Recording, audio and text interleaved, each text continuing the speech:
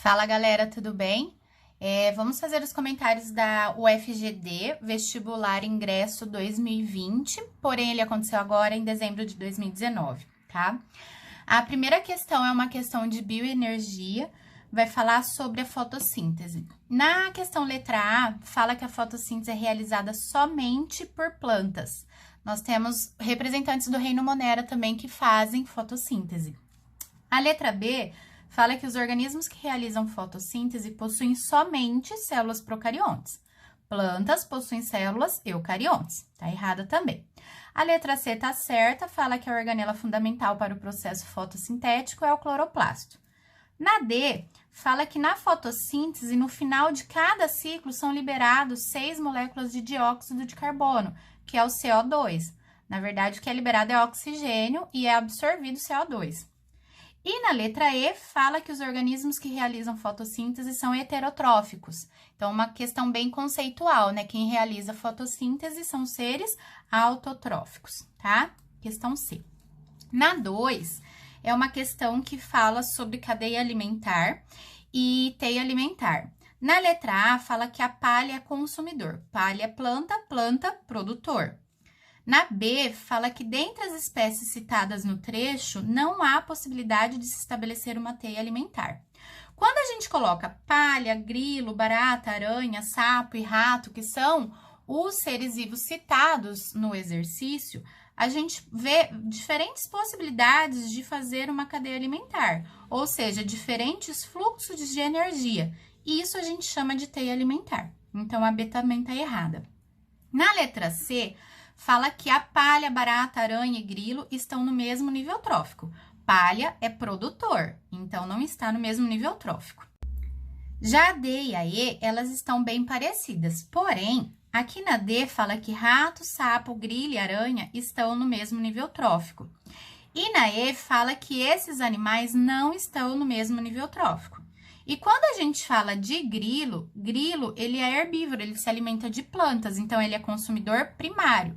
Logo, ele está no segundo nível trófico. Já aranhas, por exemplo, elas não são consumidores primários, elas são consumidores secundários ou terciários. E elas ocupam, então, um próximo nível trófico. A resposta certa, portanto, é a letra E, que diz que eles não estão no mesmo nível trófico. Porém, no gabarito preliminar, é lançado que a letra D está correta, tá? Então, provavelmente há um recurso aqui e vai ser corrigida essa questão. Na questão 3, é uma questão que fala de muitos conceitos da biologia. Fala de biosfera, ecossistema, fatores bióticos, fatores abióticos. Enfim, é uma questão bem conceitual. A letra A diz que o coletivo de todos os indivíduos de uma mesma espécie é o que constitui uma comunidade. Não é. Lembra, então, dos níveis de organização biológico. Indivíduos formam populações, populações formam comunidades. Tá errada. A B está certa. Embora tenha a palavrinha somente, e a gente sempre fica de olho nas palavras somente, apenas, sempre, nunca, ela diz o seguinte: os seres vivos somente têm condições favoráveis de sobrevivência em seu habitat quando conseguem obter a matéria e energia necessária de que precisam. Ora, se o ser vivo tem matéria e energia, logo ele se reproduz. Então, ele só vai conseguir sobreviver em um ambiente e tornar esse ambiente o seu habitat se ele conseguir ter matéria e energia para realizar as suas funções vitais. Então, a B está certa. Na C, fala que, em se tratando de cadeia alimentar, estamos considerando os indivíduos apenas coletivamente, apenas no que tange a transferência de matéria e energia na cadeia alimentar. Porém, um ser vivo, ele se alimenta para quê? Para ele ter energia na forma de calorias, para ele consumir também. Então, em cadeias alimentares, a gente não vai considerar apenas o fator coletivo, tá? Por isso que ela tá errada. A questão D fala que as plantas fazem fotossíntese e transformam a energia solar, a energia luminosa, em energia inorgânica. Tá errado. É energia orgânica, são compostos orgânicos que são produzidos durante a fotossíntese. E na letra E, diz que o principal processo por meio do qual a maioria dos seres vivos obtém energia a partir dos alimentos é a respiração anaeróbia. E, na verdade, a respiração celular aeróbia, aquela que acontece dentro das mitocôndrias produzindo ATP, tá bom? Bom, aqui então a resposta certa é a letra B, uma questão conceitual. Nós temos ainda a questão 4, que é uma questão de citologia, são vários conceitos que traz pra gente nessa questão. A letra A, ela diz o seguinte: organismos multicelulares se originam de diversas células distintas, chamadas célula-ovo ou zigoto. Gente, uma célula-ovo, ela sofre sucessivas mitoses. Então, são células iguais, não são diversas células distintas, tá? Logo de cara, a gente elimina essa. Na questão B, fala assim: à medida que as células se dividem, ocorre também o processo de diferenciação celular, grupos de células generalizadas específicas que exercem determinadas funções. Muita gente assinalou essa questão, porém, vale lembrar que diferenciação celular é igual que nem especialização das células. Então, esse termo generalizada traz pra gente um conceito errado de diferenciação celular, por isso a questão tá errada, tá? A questão certa é a letra C, no qual traz pra gente o seguinte: seres unicelulares estão em contato direto com o meio ambiente, mas as células dos indivíduos multicelulares não ficam em contato direto, uma vez que essa troca está sempre relacionada com a membrana plasmática. Lembrando que os seres multicelulares são seres que formam tecidos com as suas células, tá bom?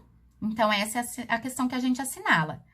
A D diz que a parede celular é impermeável e a parede celular é permeável. Quem faz a permeabilidade seletiva na célula, tanto vegetal quanto animal, é a membrana plasmática. Então, essa palavrinha aqui tá errada, tá?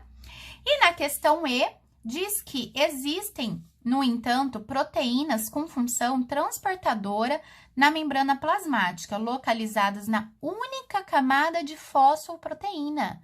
Como é a formação mesmo da membrana plasmática? É uma bicamada fosfolipídica. Por isso que essa questão está errada, ok? Questão 5, traz conceitos de reprodução e de evolução.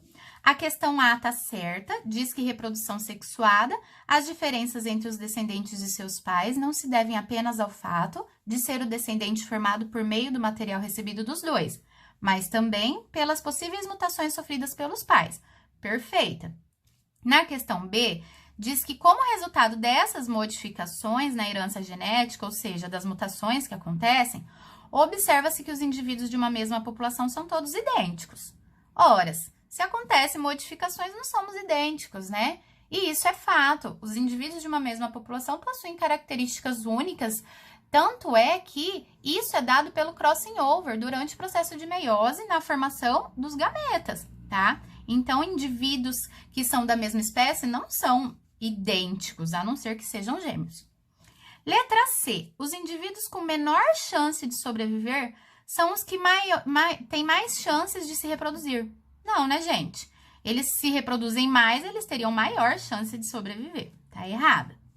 A questão D diz para nós que pode-se dizer que as características de um grupo de indivíduos são selecionadas pelas condições do ambiente e que ao longo das gerações as vantagens são mantidas e as desvantagens tendem a ser eliminadas.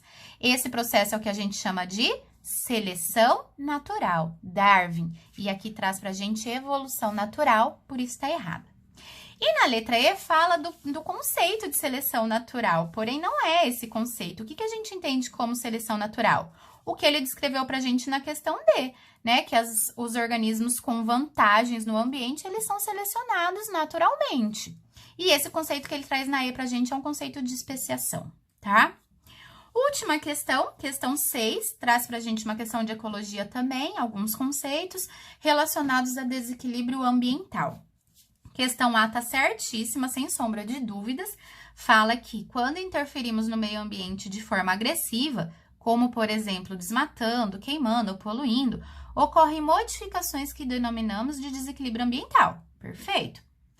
A letra B diz o seguinte, que o desenvolvimento humano trouxe como consequência o crescimento mundial, sem comprometer o equilíbrio entre animais e a ocupação geográfica das áreas. Pelo amor, né? Totalmente comprometido. Estamos vendo cada dia mais isso acontecendo no ambiente.